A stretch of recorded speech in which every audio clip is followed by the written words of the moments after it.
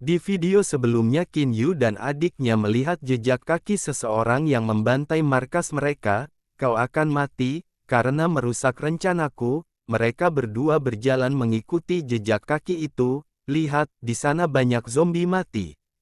Pelakunya pasti manusia evolusi. Xiao Yu menunjuk ke sebuah arah. Kakak, lihat sebelah sana. Terlihat ada 3 zombie, itu, Paman Liu. Mari turunkan dia dulu. Paman Liu membuka matanya. Paman Liu, katakan pada kami. Siapa pelakunya? Paman Liu berkata sambil mukanya sudah pucat. Bajingan itu. Keparat sialan itu. Apa Zhang Feng? Tanya Qin Yu. Ya dia. Yakinlah, balas dendam itu akan jadi urusan kami, ujar Qin Yu. Paman Liu meminta tolong, bantu aku.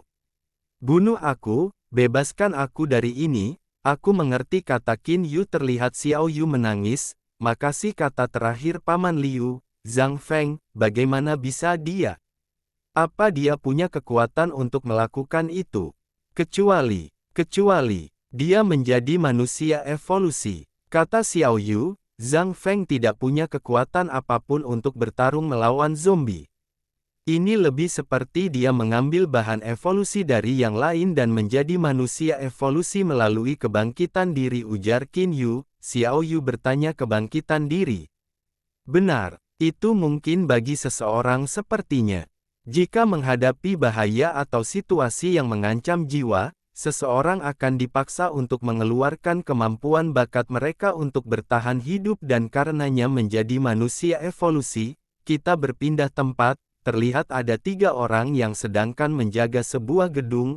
Aku sangat lelah, kata seorang pria, botak memperingati dia. Hei, hati-hati, kita punya bos baru sekarang. Jika bos melihatmu begitu kau akan jadi daging mati. Si rambut botak ikut menimpali. Oh hei, aku dengar bos baru lebih sadis dari yang sebelumnya, 2 hari yang lalu sebelum kejadian. Baik. Kalian menganggapku menjengkelkan. Aku pergi. Jangan sampai memohon padaku untuk apapun. Zhang Feng langsung membanting pintu. Semua orang selalu melawanku. Aku tidak bisa menoleransinya lagi. Jika waktunya tiba mereka akan lihat. Zhang Feng terus mengoceh, sialan. Bagaimana aku bisa bertahan hidup sendiri di dunia terkutuk ini?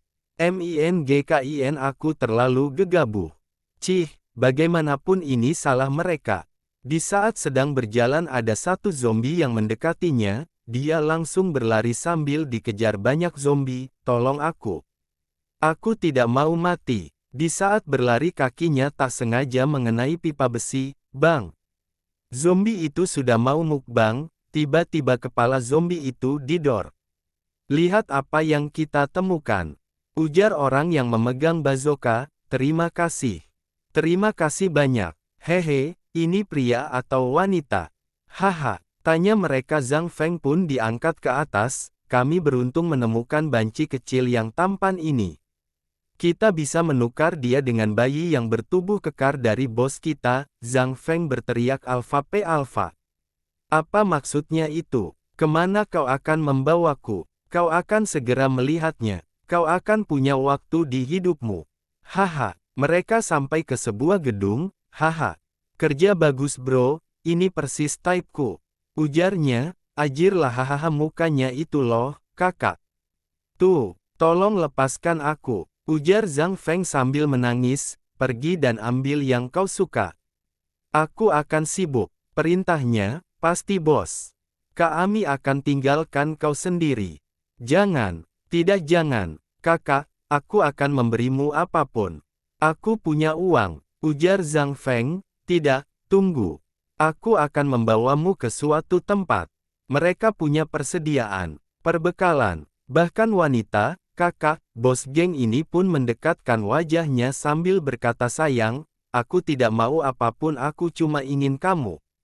Setelah itu terdengar jeritan, kayaknya mereka mabar. Setelah selesai mabar sambil membenarkan celananya, bos itu berkata, Feng kecil, kau membuatku merasakan sesuatu yang tidak pernah kurasakan sebelumnya. Mulai hari ini, kau adalah mainan pria kecil pribadiku. Dengarkan aku, dan aku akan memperlakukanmu dengan baik. sedangkan Zhang Feng tertunduk diam, terus dia berkata sambil kelelahan kayaknya lose strike itu hahaha, ya tuanku. Aku akan menu RUTIMU dan cuma kamu. Ujar Zhang Feng, tetap saja, ada kesempatan kau akan mengkhianatiku untuk wanita lain. Aku tidak bisa membiarkannya. Itulah kenapa aku harus melakukan sesuatu yang pada akhirnya akan menghilangkan minatmu pada wanita, Zhang Feng berteriak sambil sangat ketakutan. Tunggu. Apa, Tuan? Apa yang kau? Bos itu berkata pada anak buahnya, sayang. Bisakah kau membawa dokter ke sini untuk menghentikan pendarahan? Aku mau memurnikan mainan pria baruku, WANJIRHH, Tuan. Kumohon jangan. Aku akan patuh. Aku hanya akan mendengarkanmu. Tidak ada wanita lain. Tunggu, tunggu. Mainan Zhang Feng pun dipotong, terlihat Zhang Feng terbangun, di depannya sudah ada dokter dan bos itu. Dia berkata sekarang kau sudah dimurnikan. Zhang Feng melihat keselangkangannya. Boom. Dia pun langsung kaget, tidak masalah sekarang. Kau mungkin kehilangan kejantananmu, tetapi aku akan tetap menghargaimu, ujar bos itu. Apa-apa ini apa yang kau lakukan? Aku tidak bisa bergerak. Dokter itu hanya terbelalak melihatnya. Dia berteriak monster, sambil berlari pergi. Zhang Feng mengeluarkan kemampuannya. Dokter itu langsung terjatuh. Tunggu. Jangan bunuh aku. Aku yang menghentikan pendarahanmu. Dia yang memotongnya, kata dokter itu. Zhang Feng tersenyum sadis, dia berkata apa? Apa yang kau lakukan? Aku tuanmu. Kau, jangan mendekat. Hentikan. Seseorang selamatkan aku. Hentikan. Tolong kasihanilah. Jangan. Teriak bos itu dari dalam gedung, terdengar jeritan di gelapnya malam, terlihat Xiaona dan kakeknya ada di dekat Zhang Feng dengan pisau ini, aku mengukir potongan dagingnya sampai ke tulang. Bajingan itu punya keinginan kuat untuk hidup, aku butuh 2 jam sebelum dia benar-benar mati. Kau monster, teriak Xiaona. Monster? Tanya Zhang Feng, aku iblis. Menurutmu siapa yang membuatku seperti ini? Jika bukan karena kalian, aku takkan pernah pergi. Aku takkan pernah ditangkap mereka. Tidak akan pernah dikebiri oleh anak jalang itu. Aku masih utuh, ujar Zhang Feng. Xiao Yu membantahnya sambil menangis, itu salahmu sendiri. Kaulah penyebab masalah hari demi hari dan tidak membantu, kau bahkan mengharapkan kami melayanimu seakan kau layak mendapatkan segalanya. Tidak seorang pun yang mengusirmu. Kau pergi sendiri, kami di sini bersama. Bagaimana bisa kau? Anak-anak, orang dewasa, aku tidak butuh yang lemah sepertimu. Aku kuat sekarang. Kalian bukan apa-apa selain mangsa sekarang. Mainanku. Kakek Xiaona ikut berkata tidak tahu terima kasih. Seharusnya aku tidak pernah menyelamatkanmu. Itu benar. Aku hampir lupa tentangmu, orang tua yang terlalu keras kepala untuk mati. Selama ku ingat, kau mencoba menghentikanku, mengadili Xiaona. Sekarang kau dalam genggamanku, menurutmu, apa yang akan kulakukan padamu? Katanya sambil senyum, pria ini mungkin sudah tua, tapi aku sudah melalui neraka dan kembali. Lakukan apapun yang kau bisa, aku takkan memberikannya pada orang sepertimu. Tidak, tolong jangan sakiti kakekku, kata Xiaona, berpindah panel ke arah Qin Yu, berhenti. Siapa di sana? Teriak para penjaga, apa kau kenal pria bernama Zhang Feng? Pemimpin klan kami. Kau ingin bertemu dengannya, menurutmu siapa dirimu? Ujar pria itu, rambut badak berkata, hei, gadis itu adalah sesuatu yang lain. Pria itu juga tampan. Kudengar pemimpin kita yang sekarang punya mainan pria dari pemimpin sebelumnya, kurasa dia suka hal yang dilakukan pemimpin sebelumnya, mereka berdua bisa berguna. Hei, kau benar. Botak berkata juga memikirkan kau berani memasuki wilayah kami. Jangan pernah berpikir pergi sekarang. Bukankah kau bilang ingin bertemu pemimpin kami? Akan ku antar kau ke sana. Qin Yu masih diam saja, dan untuk gadisnya. Nenek-nenek, Sambil dia ingin menyentuh Xiao Yu, tangannya pun ditahan Qin Yu. Dia bertanya, apa yang kau coba lakukan, sakit? Bunuh dia, bunuh bajingan ini, teriak botak ke teman-temannya. Mereka berdua langsung menembaki Qin Yu. Qin Yu melihat ke arah mereka dan langsung menghilang, muncul di belakang mereka sambil menodongkan pisau di leher si rambut badak. Kemana dia? Ujar mereka berdua belum menyadarinya. Kutanya kalian sekali lagi, di mana Zhang Feng? Mereka berdua menoleh ke belakang. Dia ada di lantai ketiga. Jawab si rambut badak. Xiao Yu, ayo, kata Qin Yu. Mereka bertiga hanya terdiam melihati kepergian Qin Yu dan adiknya. Terlihat di dalam gedung ada dua orang. Qin Yu dan Xiao Yu sudah memasuki gedung. Siapa kau? Bagaimana kau masuk? Tanyanya. Qin Yu berkata, aku kesini untuk bertemu Zhang Feng. Aku takkan melawanmu. Tolong pergi. Pria rambut kuning itu kesal. Menurutmu siapa kau bisa masuk sesuai keinginan? Dia maju dan ingin menyerang. Tangannya ditangkap Qin Yu. Mukanya langsung berkeringat. Dan boom, dia pun dibanting ke dinding. Si rambut merah hanya bisa membuka mulutnya dengan lebar karena terkejut. Monster! Keributan apa ini? Ujar orang-orang yang berdatangan. Bisakah tetap tenang? Ada apa ini? Bajingan ini monster. Hati-hati, kata rambut merah. Apa kau gila? Monster apanya? Itu hanya seorang lelaki dan seorang gadis muda. Biar aku yang mengujinya sendiri. Kata orang yang tidak percaya. Dia berjalan sambil berkata, hehehe. Nona kecil, hari ini aku akan mengajarimu kesenangan menjadi wanita. Sebelum sampai ke Xiao Yu, kepala orang itu langsung dibenturkan Qin Yu ke dinding. Bang! Apa itu? Pria itu sangat kuat, kita harus melawan bersama. Ayo beri dia pelajaran. Ujar mereka. Kita berpindah panel ke arah Zhang Feng. Dia berkata, hehehe. Lihat dirimu sekarang, bagaimana kau akan jatuh? Kakek! Teriak Xiaona. Zhang Feng mengarahkan tangannya ke Xiaona selanjutnya. Giliranmu, Xiaona kesakit. Ahahaha, bang. Brak, terdengar suara dentuman dari luar. Apa yang terjadi? Tanya Zhang Feng. Qin Yu dan Xiao Yu memasuki ruang di mana Zhang Feng berada. Kau? Bagaimana kau masuk ke sini? Qin Yu melihat Xiaona yang terikat oleh akar yang berwarna ungu. Xiaona teriak, Xiao Yu, kakak, kau lihat itu? Bukankah itu duri dan tentakel? Tanya Xiao Yu. Qin Yu menjawab, ya, keahliannya adalah jenis bencana, penderitaan yang mengikat. Qin Yu menjelaskan ada berbagai jenis keterampilan ketika seseorang terbangun sebagai manusia yang berevolusi. Infernoku adalah tipe alam. Keterampilan pria jahat ini dinamakan jenis bencana. Sedangkan, penguatanmu dan duplikasiku disebut jenis mistik. Xiaona berteriak. Xiao Yu. Dia membunuh kakekku. Qin Yu terkejut. Apa? Bocah kecil, kau berani menantangku?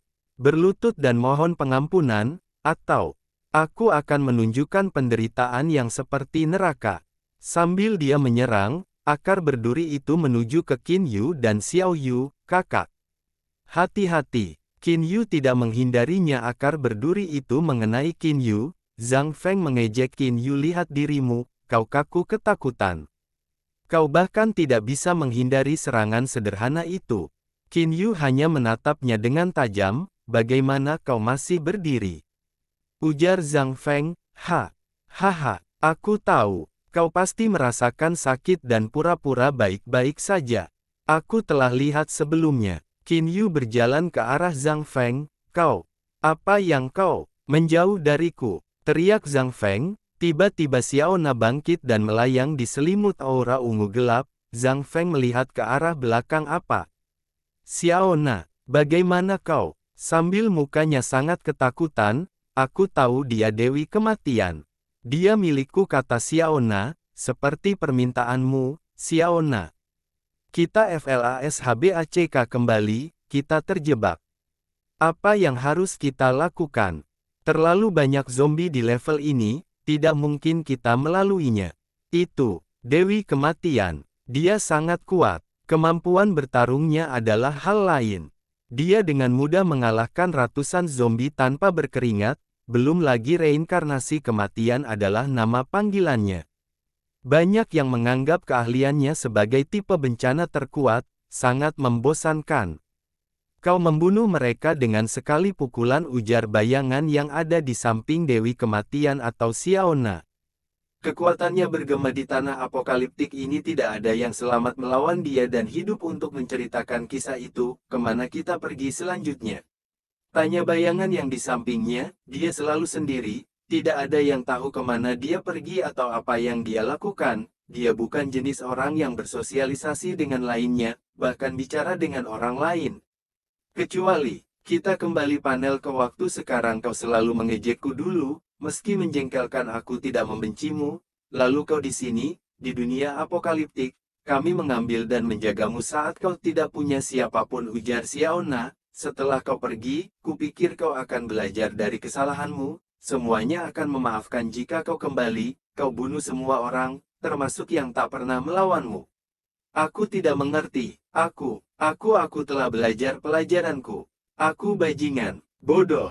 Tolong maafkan aku, kata Zhang Feng. Xiaona berkata itu sedikit terlambat sekarang. Berpestalah dengannya. Lil Black, perintah Xiaona. Baik tuan, apa ini? Teriak Zhang Feng. Hae. Ketawa Lil Black. Sial. Lil Black mulai menyerap kemampuan Zhang Feng. Kemampuan Zhang Feng diserap, ujar Qin Yu. Zhang Feng pun tumbang setelah kemampuannya diserap habis. Menyegarkan sekali. Dia jadi lebih kuat. Aku bisa merasakan aura Bindingagony datang darinya. Dia bisa mendapatkan kemampuan yang dia makan. Tanya Qin Yu. Lil Black kembali ke dekat Xiaona. Tuan sudah selesai. Pria itu rasanya enak. Xiaona, kau tak apa? Tanya Xiao Yu. Xiaona menoleh. Aku tak apa sekarang, tapi... Kakek, Qin Yu berkata, Xiaona, kita tetap harus membakar kakekmu sebelum dia berubah menjadi zombie. Kurasa kau tidak ingin membunuh kakekmu lagi. Hei, bagaimana bisa kau berkata begitu? Kau benar, kita harus membakarnya. Bisakah aku serahkan padamu? Tanya Xiaona. Qin Yu langsung membakarnya dengan kemampuan apinya. Xiaona, aku punya permintaan, kata Qin Yu. Bisakah kau membiarkan aku bertarung dengan Lil Blackmu? Tidak perlu lakukan itu. Lil Black sangat kuat, jawab Xiaona. Aku akui itu. Jangan menahannya. Tolong, bertarunglah denganku. Xiaona menyetujuinya. Baik, seperti yang kau mau, sedangkan Lil Black menolak, tuan. Aku tidak bisa melawannya. Apa maksudmu? Tanya Xiaona. Aku lahir belum lewat 10 menit lalu. Jika kau menginkanku tumbuh, aku akan lebih kuat nanti. Jelas Lil Black. Qin Yu dan Xiao Yu terdiam. Maafkan aku, sepertinya Lil Black tidak ingin melawanmu, ujar Xiaona. Qin Yu bertanya, apa yang akan kau lakukan sekarang? Kakek selalu menyukai perjalanan. Dia punya keinginan, dia ingin membawaku melihat dunia. Aku naif dan bodoh, sekarang akan kupenuhi mimpinya. Aku akan membawanya berkeliling dunia, jawab Xiaona. Qin Yu berpikir di masa depan, legenda Dewi Kematian, berkeliaran tanpa tujuan. Suatu hari dia sedang berlatih, beberapa mengatakan dia sedang mencari harta. Nen, tidak ada yang tahu bahwa dia hanya berusaha untuk memenuhi keinginan kakeknya. Jangan pergi. Kumohon, tetaplah bersamaku, ujar Qin Yu. Xiaona menatap ke Qin Yu. Xiao Yu berkata, kakak. Qin Yu menerangkan, hahaha. Maksudku, dunia terlalu berbahaya bagimu untuk melakukan perjalanan sendirian. Aku sarankan kau tetap bersamaku. Dengan Xiao Yu, saat kau lebih kuat, kita akan mengelilingi dunia bersama-sama. Qin Yu meneruskan perkataannya, aku berjanji, jika kau bersamaku, kau pasti menjadi lebih kuat. Saat waktunya tiba, kita akan jadi sangat kuat hingga membuat orang menganggap kita sebagai dewa. Xiao Yu ikut memujuk, Xiaona, tolong Tinggalah, kakakku dan aku akan melindungimu. Lil Black berkata, aku mungkin baru lahir, tapi melindungi tuanku adalah sesuatu yang pasti bisa kulakukan. Tolong jangan salah paham. Aku cuma tidak ingin bersama orang lain, itu saja. Maaf, ujar Xiaona. Dia berjalan pergi kembali. Qin Yu berkata, apa kau pergi begitu saja? Bagaimana bisa kau pergi saat aku menyelamatkanmu 2 kali? Xiaone berhenti melangkah. Kakak cukup. Xiaone masih temanku, ujar Xiao Yu.